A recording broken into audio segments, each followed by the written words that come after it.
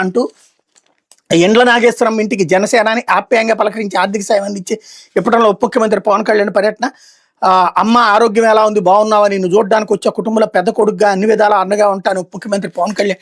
ఇప్పటం గ్రామంలో ఎండ్ల నాగేశ్వరం మన ఆత్మీయంగా ఆలింగనం చేసుకుని ఆప్యాయంగా పలకరించారు అన్నటువంటి హైలైట్ చేశారు.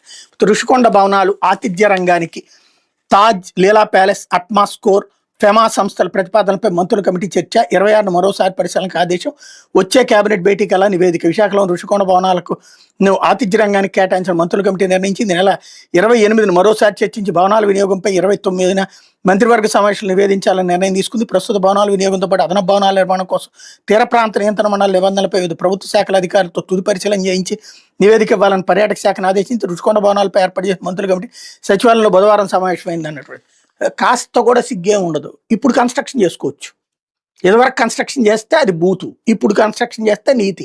దానికి అడిగారు అట్ నివేదిక. ఇళ్ళే చెప్పారు ఇంతకాలం, దశాబ్దాల పాటు కథలు చెప్పుకొచ్చారు కదా, అక్కడ ఎవడు కట్టకూడదు, ఏం కట్టకూడదు, ఋషులు తపస్సు చేసింది, లేకపోతే అక్కడ ఏం లేదన్నది. ఇంత ముందు ఉన్నటువంటి ప్రైవేటు భవనాన్ని, ఇది టూరిజం భవనాన్ని తీసేసి ఇంకోటి కట్టారు.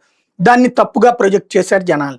అలాగే పర్యావరణానికి తప్పు అన్నారు, గుండు కొట్టారన్నారు, అదన్నారు, ఇదన్నారు. చివరికి ఏమైంది ఇప్పుడు? ఇంకోటి అది నిరర్ధక ఆస్తి అన్నారు, వృధాగా పారబోసారన్నారు. ఎగబడుతున్నారు ఇప్పుడు అక్కడికి, ఎగబడి వస్తున్నారు పెద్ద పెద్ద సంస్థలు. ఎవరిది నిరర్ధక ఆస్తి, ఏది కరెక్ట్ ఆస్తి? ప్రజలని తప్పుదోవ పట్టించి పట్టించి చేసి మోసం చేసి చేసి చేసి చేసి ఇప్పుడు ఆ మోసాలు వాళ్ళ చేతుల నుంచినే బట్టబయలవుతున్నటువంటి పరిస్థితి. లేకపోతే